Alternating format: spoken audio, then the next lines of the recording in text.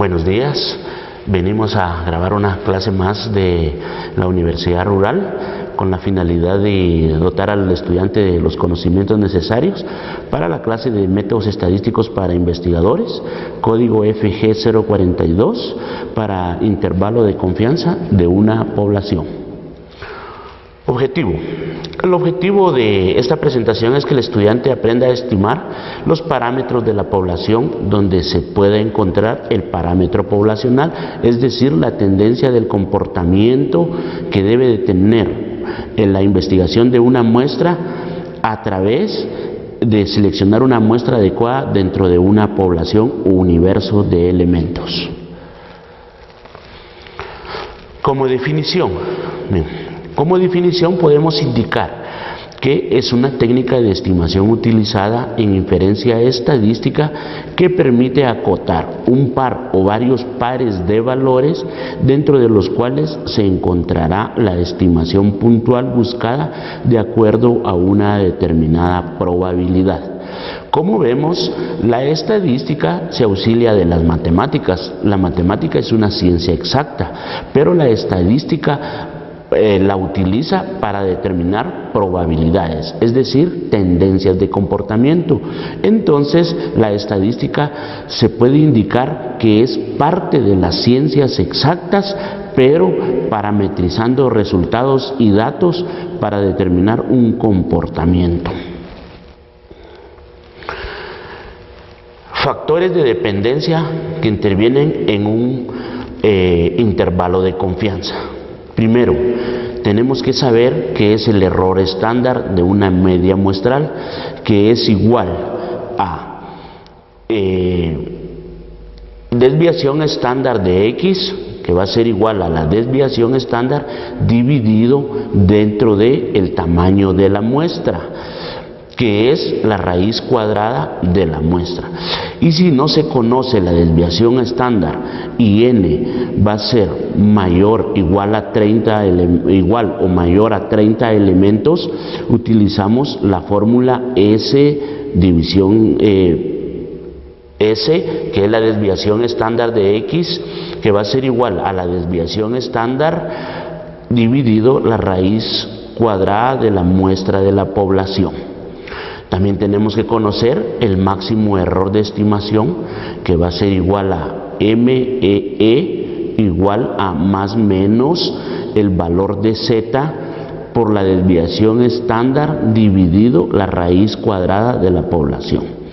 Y de igual manera, si no se conoce la desviación estándar o no nos la indican dentro del problema y n va a ser mayor o igual a 30 elementos, la fórmula a utilizar es MEE igual a más menos el valor de Z por la desviación estándar de la población dividido la raíz cuadrada de n.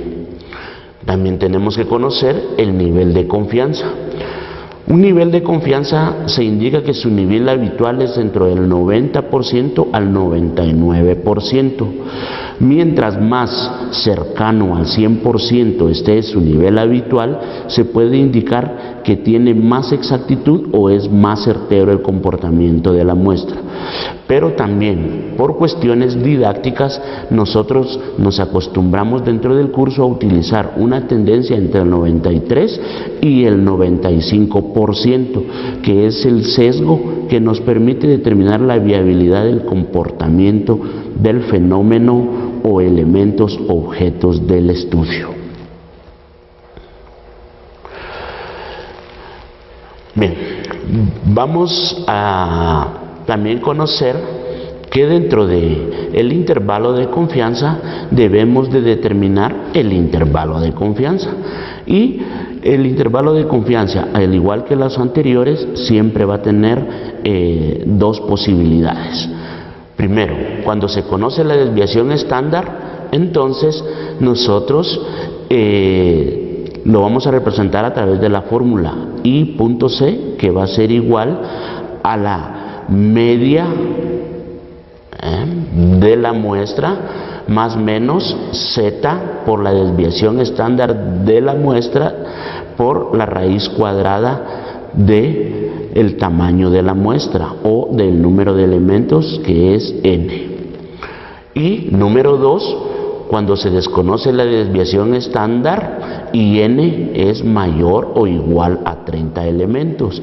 Entonces el intervalo de confianza se representa como I.C, que va a ser igual a la media de la población más menos Z por la desviación estándar de la población dividido la raíz cuadrada de el número de elementos o tamaño de la muestra. Áreas bajo la curva normal. Como ustedes vieron en las fórmulas anteriores, les aparece el valor de Z. ¿De dónde vamos a sacar el valor de Z? Lo sacamos de la tabla, la cual deben de descargar e imprimir, que se llama áreas bajo la curva normal. A continuación se las voy a presentar. Es esta tabla. Entonces, como ustedes pueden ver en el ejemplo, dice que Z va a ser igual a 0.40 y ese 0.40 va a ser igual a 1.28. ¿Qué significa eso? Que nosotros debemos de buscar el valor de 0.40 dentro de la tabla o el que más se le aproxime, el que está más cerca, ya sea posterior o anterior. Entonces el 0.40 lo buscamos dentro de el cuerpo de la tabla y podemos ver que 0.40 va a estar en la fila número 1 y entre la columna 8 y 9.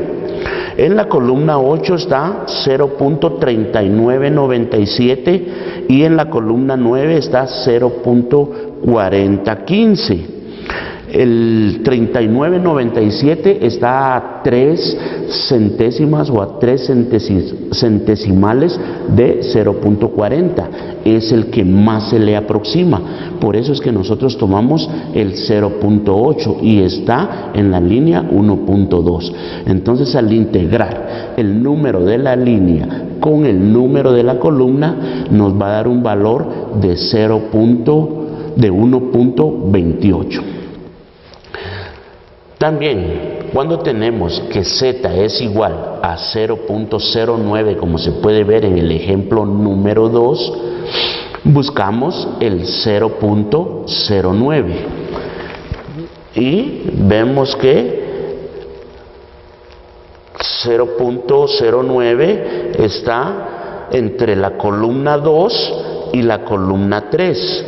Pero está en la fila 0.2. Entonces, corremos mentalmente y vemos que en la columna 2, 0.02, está 0.871 y en la columna 0.03 está 0.0910. Entonces, los centesimales más cercanos están en la columna 3. Entonces, escogemos la columna 3 y la fila 0.2.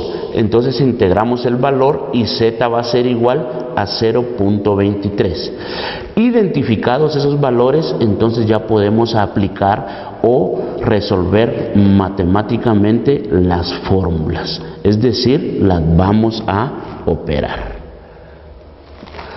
Vamos a ver un ejemplo. Dice, para determinar cuál es el gasto mensual en concepto de consumo de energía eléctrica en la colonia La Libertad, se tomó una muestra de 35 familias, estableciéndose que pagan al mes un promedio de 525 quetzales, con una desviación estándar de 100 quetzales. Calcule el intervalo del verdadero consumo de energía si se utiliza un 95% de confianza. Como les indicaba, nosotros a la hora de levantar datos estadísticos siempre vamos a determinar que de acuerdo a la población seleccionada su comportamiento va a ser similar. nunca exactamente igual. Por eso es que se dan esas variaciones de respuestas. Y nosotros como investigadores tenemos que determinar el nivel de confianza para determinar el rango donde se encontrarán todas las respuestas posibles que se satisfagan nuestra necesidad dentro de la investigación. Bien, entonces, la solución. Tenemos que N es 35 familias, X, la media poblacional va a ser de 525 familias, S va a ser igual a 100, que es la desviación estándar, y como vemos que N es mayor a 30, utilizamos la siguiente fórmula. IC es igual a X barra más menos Z por la desviación estándar de la población dividido el tamaño de la muestra. Pero para ello tenemos que determinar el valor de Z, y Z va a ser igual a beta dividido 2, como lo pueden ver, y entonces eso va a ser igual a 0.95 dividido 2, al dividirlo nos va a dar 0.475, es decir, debemos de buscar 0.47 en el cuerpo de la tabla. Buscamos la línea y buscamos la fila, entonces nos va a quedar en la línea 1.9 y en la columna 6, por eso es que el valor de Z va a ser 1.96, de ahí determinamos algebraicamente el valor, ¿verdad? IC 525 más menos el 1.96 por 100 por la raíz cuadrada de 35, y como la fórmula es más menos, nosotros en la gráfica podemos ver que beta es 0.95, la media es 525 y vemos que está límite inferior y límite superior. Entonces, para encontrar el límite inferior vamos a restar, y para encontrar el límite superior vamos a sumar. Entonces 525 es la media más 33.1300 con 3678 va a ser igual a 558.13. Ese sería el límite inferior, y el límite superior, y el límite inferior sería 525 menos 33.1300 4678 va a ser igual a 491.87. Entonces, ¿cómo lo indica su respuesta? Con un nivel de confianza del 95%, todos los valores que se encuentren entre 491.87 quetzales y 558.13 quetzales se considerarán válidas las respuestas. Bien, ¿para qué nos sirve la tabla de las áreas bajo la curva normal? Para determinar el valor de X, para determinar el valor de Y y para determinar el valor de Z. Bueno, la respuesta correcta es para determinar el valor de Z. Por eso se le llama áreas bajo la curva normal, que es igual a Z. Segunda pregunta. ¿Entre qué parámetros se encuentra el nivel de confianza?